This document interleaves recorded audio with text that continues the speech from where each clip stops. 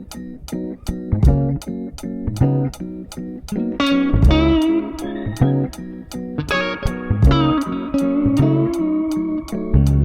Gemini, welcome to your September 2024 horoscope. We start off the month on September 2nd with Uranus going retrograde. Uranus will be retrograde until January of 2025. On this day, we also have Pluto, who has been retrograde for a little bit, finally stepping back into the sign of Capricorn. And it will be there until mid-November, so a little bit shorter than the Uranus retrograde. However, what both of these planets going retrograde is sort of symbolizing for us is the fact that we are going to go much more introspective, much more internal and reflective on these parts of our lives. For you, Gemini, Uranus is going retrograde in your 12th house. So you're going to be reflecting on your spirituality and on your compassion. Have you been, for the last couple of years, getting in touch with your compassionate side, seeing the humanity in all of us? Have you been finding your own individual, unique expression of what it means to be spiritual, what it means to get in touch with the things that we cannot see, the things that are not tangible in this world? And then when it comes with Pluto entering back into Capricorn, this for you, Gemini, is your 8th house. So you might also be reflecting on whether you have fully accessed the power that comes from being vulnerable and open with another human being, whether you truly faced your fears when it comes to vulnerability. On September 3rd, we have a new moon in Virgo, which is your 4th house. So it might mean that you have a new start when it comes to your home or your family. Perhaps you're trying to do a better job being in contact with your family, or perhaps you're starting some type of new home project or renovation, perhaps. There are two very interesting aspects during this new moon that sort of flavor this beginning. One of them is a square between Mars and Neptune. Mars is in your 1st house and Neptune in your 10th house. So while you're trying to start something new with your home, this renovation, maybe you're trying to focus on your relationship with your family, but that might be difficult to do because there's this sort of need to also establish yourself as your own individual, to step into your power, to really be a leader in your own right, and trying to sort of focus on your family and your home at the same time might make it feel like it's in contrast to each other, or that perhaps you don't have time for both. And at the same time, there is a lot of dreaming, a lot of this beautiful, imaginative, expansive energy when it comes to your career as well. And you might maybe perhaps feel pulled to step away from the very tangible, very practical realities of your home and just lunge yourself forward into this beautiful, expansive career. This beautiful, expansive acceptance of you that perhaps is as a result of your career, is as a result of the sort of public persona that others have of you. The second aspect that influences this new beginning when it comes to your home is the Venus and South Node conjunction in your 5th house. So while you're trying to start this new project around your home, there are some habits that you might have around your hobbies, around your pleasures. There might be a certain habit that you have that you always try to make things light and enjoyable, that you like to focus on the fun parts of life. And there might be a habit around that could be making it difficult for you to get going with your home project, or to be able to relate with your family on a meaningful level. So those two aspects, the Mars and Neptune square and the Venus and South Node conjunction, are really influencing this new start. On September 5th, Mars is entering Cancer, or your 2nd house. So Mars is moving away from your first house. You might feel a lot more calmer, a lot less of this combative energy. And you might also find that a lot of your drive and motivation during September is focused instead on your finances. Instead of really showing up as a leader, you're perhaps looking a little bit more internally towards, do you treat yourself as a leader? Do you have the love and respect for yourself that with Mars in your first house, you might have been looking for it from others, for example? On September 8th, the Sun in your 4th house is going to oppose Saturn in your 10th house. So Saturn has been in your 10th house, Gemini, for a while now. It's almost going to leave. It will leave in the middle of next year, 2025. So you're almost there. Hang tight. This opposition is quite quick because the Sun moves quite quick. So it won't be like a super impactful event, but it might still feel intense and it might still bring up things for you. And because this is happening with your home and career access, your home and your public persona access, you might especially feel like there is a pull between the energy you want to direct at your home, the energy you want to direct towards your family, cultivating a beautiful space within the walls that you live in, versus the very practical realities of work, the very practical realities of how you might have a certain persona or a certain image that you need to maintain with the rest of the world. A couple of days later, the Sun, of course, will continue to move through your 4th house. And then a couple of days later, on the 12th of September, it will square Jupiter. Jupiter is in your 1st house. And while it is more of a positive planet, there is a square, which is a bit more of a tense aspect. So you might be feeling like you are stepping a bit into your ego energy, a bit into this energy of, well, I am my own independent person. I am strong. I'm capable. I am different from everybody else.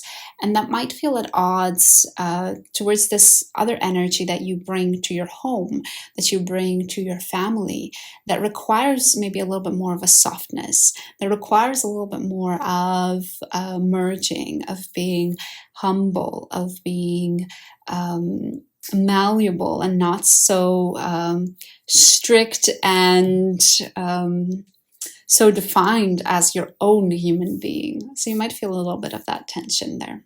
So remember, we chatted that Mars entered your 2nd house just a couple of minutes ago. As it moves through your 2nd house, it gets to square the North and the South node. This happens on September 16th. The North and the South node are in your 11th and 5th house. So what might be happening around this day is that your financial situation is forcing you to try to think beyond just today and now. Think beyond just, am I having a good time? Am I enjoying myself? And think a little bit more towards, but am I working towards where I want to be? Am I trying to fulfill some of my goals? If I continue down this path, will I be the person that I want to be in 10 years? So there might be something happening with your finances that is really bringing this conversation up, or is bringing this thought up in your head. Perhaps you reflect back and see that you haven't saved anything for the last 5 years. And while you might have had a lot of fun, you realize that if you continue this way for the next 10 years, you're not going to end up achieving any of the goals that you have set for yourself. So again, this is just one example of how this square with Mars and the nodes could play out for you. Then on September 18th, we get to our partial lunar eclipse, or a full moon in Pisces. The moon is in your 10th house, Gemini. So with this lunar eclipse, you might feel like you're getting a revelation, or you understand your career and this public persona you have created for yourself much more clearly than you ever have.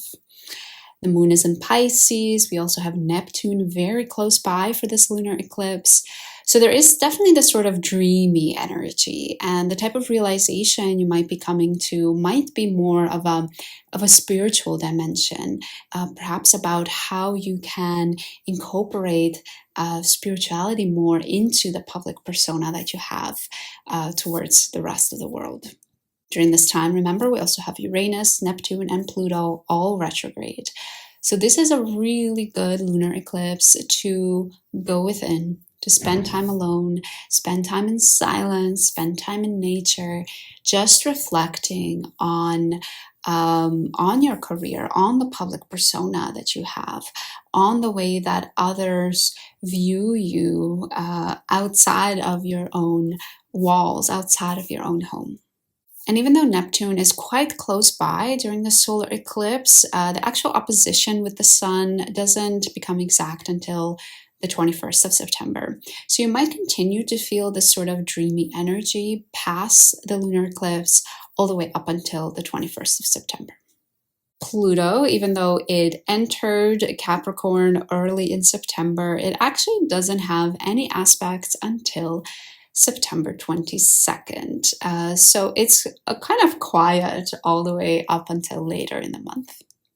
On the 22nd, however, it ends up squaring Venus and trining the sun. So both a more difficult aspect and a gentle aspect all in one day.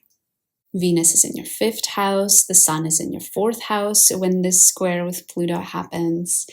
So you might find that the fun, the pleasure, the things that you do to enjoy your day-to-day life are making it a bit more difficult for you to really be vulnerable and open and intimate with another human being. Perhaps you have a need to always make jokes, to always keep things light, and as a result, you don't talk about the more challenging things with your partner. And as a result, you don't have as deep of a bond and understanding with each other. At the same time, however, remember you have this more positive trine with the sun from your 4th house. So there could be something that's happening within your home that's, on the other hand, encouraging the vulnerability. It might be that the comfiness of your home, the gentle energy of your home is sort of counteracting that tension with Venus, is giving you the perfect environment to be able to have those more intimate conversations. Perhaps there is something that you're learning with your family dynamics, perhaps an intimate conversation that you have with your parents that is sort of opening up the door for you to be able to have more of those vulnerable conversations with your partner. So you might really feel like there's more tense aspects and more easy aspects on this day. Let's close off with the final 2 transits in the month of September. The first one is September 29th, when we have Sun and the South Node conjuncting. For you, Gemini, this is in your 5th house. And even though throughout all of September, we've mentioned a couple of times your need to have fun, to enjoy day-to-day life, to enjoy your pleasureful hobbies, your parties, whatever it may be for you. However, on this day, because we're talking about a conjunction between the Sun and the South Node, you might become especially aware of how your ego is being fed by some of these habits, and how some of these habits may not be serving you anymore. They might not be something that you want to have in your life anymore. And you might really become aware that you're only sort of keeping them around because they feed your ego, because they feel really nice and they make you feel important. But you might also find that it's time to let them go, and it's time to act in different ways and show up in different ways. And then finally, we close off the month on September 30th with a trine between Mars and Saturn. And this is a more easy aspect to end off the month, so you'll probably be happy to hear that, Gemini. Because we're talking about your 2nd and your 10th house, your house of finances, your house of career and public image, and this is a more positive aspect, You might find that sort of your finances and your career are helping each other out. They're really supporting each other. Maybe the hard work you've been putting into your career is finally resulting in some financial rewards. Or maybe the really good job that you have been doing in maintaining your finances are as a result being recognized at your work, or are sort of changing the perception that others have of you beyond your own home. So overall, Gemini, a lot of focus for you in September on your family, on trying to perhaps keep in check your fun, all of your hobbies, the ways that you try to enjoy your life and make it a party, perhaps a little bit too often. And then, of course, you have some focus on your finances and your career. So a little bit more tangible things to keep you in check during the month. Overall, Gemini, though, I hope you enjoy September, and I hope this horoscope helps you get some clarity for the month ahead. And of course, I also wanted to thank you for 1,000 subscribers. I believe we reached that last month in August. So thanks to everybody who subscribed. And Rosie Roses 85, you won the 1,000 subscribers giveaway. So go ahead to the community tab on my YouTube channel page, and you can reach out to me there to claim your free reading. Thank you again, Gemini, and I hope to see you again soon.